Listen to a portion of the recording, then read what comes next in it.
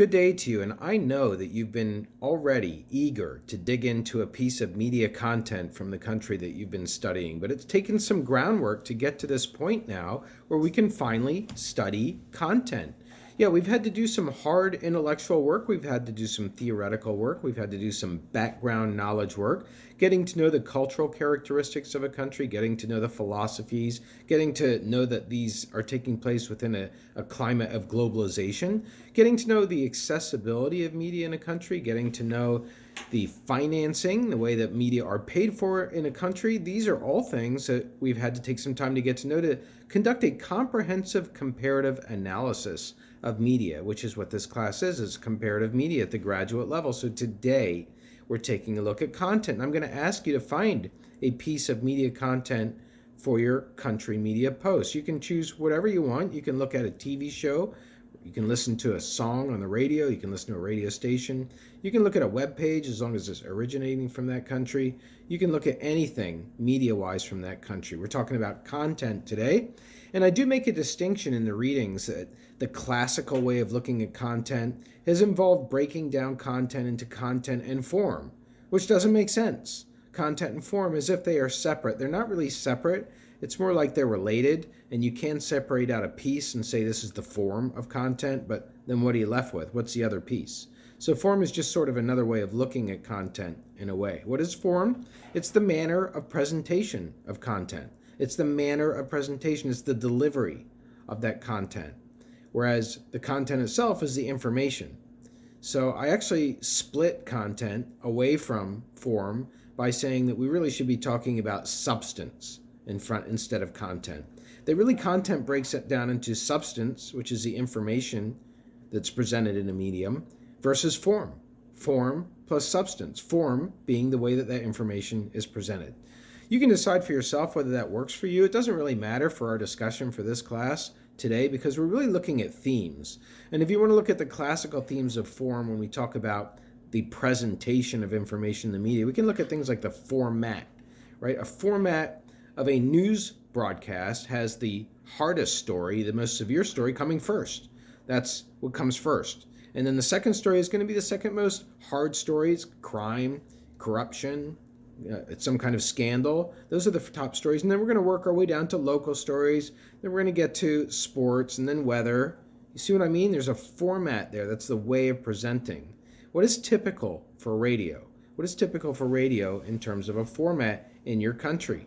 Similarly for newspapers, we look at a newspaper, it's got its front section with general news, and then we go to local, and then sports, and then maybe business.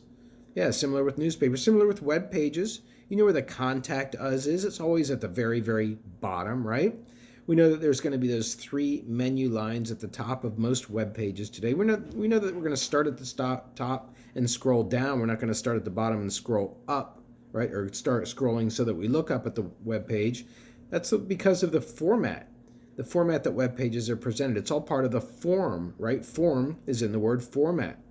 And so we can also look at the proportions of different kinds of symbols as the way that information is delivered. By different kinds of symbols, I mean text versus graphics versus photographs versus video, right? All of these can be displayed on the web today and through our television sets, through our screens, really, our electronic screens.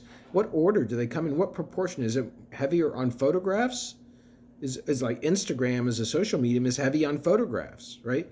Or is it more like Twitter, which is heavy on sort of encrypted language, right? All these hashtags, abbreviations, that's kind of encrypted text versus graphics, right? Where do you see you see graphics when you go to a web page. You see a lot of graphics if you go to analytics. I don't know what I'm saying there, but I'm trying to say that format matters. And then we have content. Content is the actual information, right? So what is the content in the medium that you're studying in your country? Is there a lot of violence? It's one genre of content.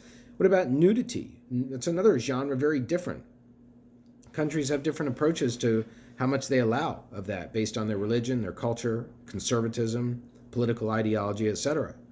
And what about education? What about education? Is there a significant portion that's educational? Or is it entertainment oriented? So these are the things that I want you to take a look at, specifically in radio. In the readings, I get into some more minute areas of TV form, radio and TV form, I should say, broadcasters. When I get into radio, I talk about broadcasters in general. You've got private versus public media. Those public media being the media that are funded by government through the license fee that we've talked about earlier in this class.